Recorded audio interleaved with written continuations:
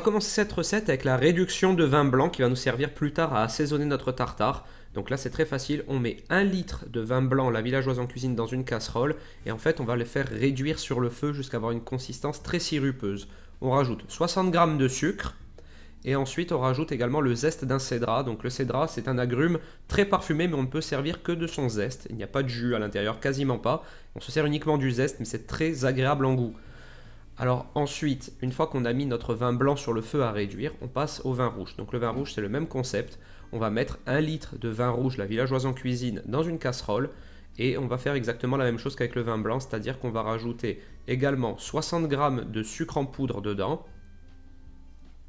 Et ensuite, on va rajouter nos baies de myrte séchées, 100 g. Pour casser un peu plus l'amertume du vin rouge et pour renforcer le goût de myrte qu'on recherche vraiment dans cette réduction, on va rajouter également de la gelée de myrte. Donc ça on en trouve beaucoup en Corse, on va en mettre 2 cuillères à soupe à peu près. On met ensuite nos 2 casseroles sur le feu et on en a à peu près pour 1 heure de réduction. On surveille quand même de temps à autre. Quand on voit qu'on a une belle consistance sirupeuse, on peut les retirer. Puis la glace au broach. Donc la glace au broach salée, petit côté original de ma recette et un peu frais également pour apporter quelque chose en plus. Je mets 10 centilitres de lait entier dans une casserole et 190 g de crème liquide entière. On rajoute ensuite 150 g de broach et on mixe le tout pour avoir un appareil très lisse. Donc si vous n'avez pas de broach, vous pouvez le faire avec de la brousse, mais ce sera moins bon forcément. On assaisonne et on met à turbiner dans une sorbetière. Et là, il faut compter à peu près 1 heure dans la machine. Donc voilà, ça aussi, il faut s'y prendre bien en avance. Ensuite, on récupère nos vins, vous voyez la consistance qu'ils ont, c'est très sirupeux, ça réduit franchement des 3/4, même voire plus, mais c'est vraiment ce qu'on recherche pour ensuite assaisonner. On passe donc notre vin rouge à travers un tamis pour qu'il n'y ait pas les baies de myrte dedans, et on rajoute des feuilles de gélatine pour faire notre gelée. Donc là, on a 8 g de gélatine, on mélange bien dans le liquide chaud, et ensuite on met tout dans un verre doseur, ça va être plus facile pour mettre dans nos petits moules. Bon, ensuite j'ai récupéré 2 petits rectangles, j'ai mis du film pour pas que le liquide s'échappe et je coule ma gelée à l'intérieur, ça va partir au frigo pour qu'elle prenne et que je puisse détailler des petits cubes.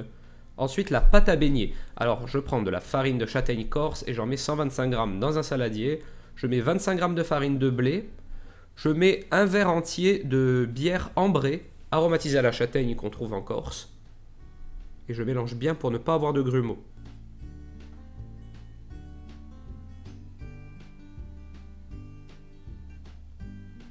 Ensuite, je rajoute un œuf.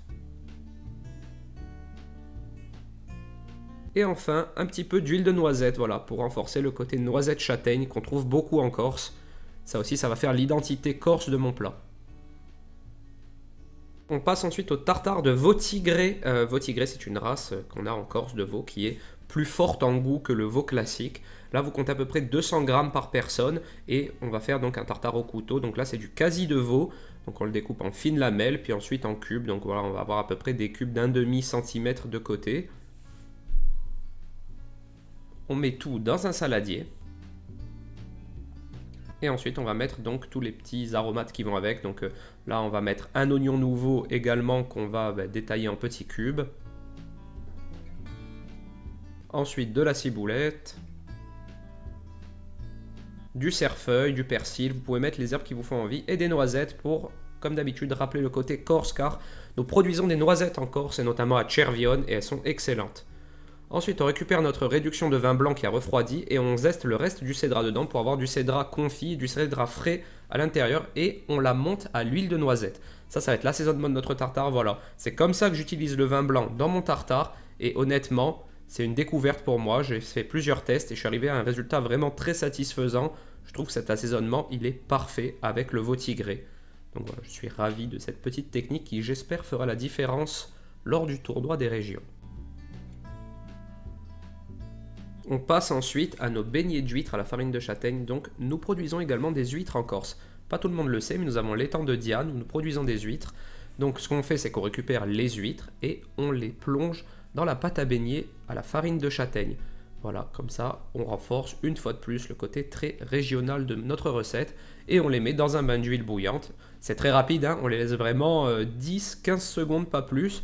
On les égoutte ensuite sur un papier absorbant et on va mettre tout simplement un petit peu de sel à la sortie de la friteuse ou de votre casserole remplie d'huile.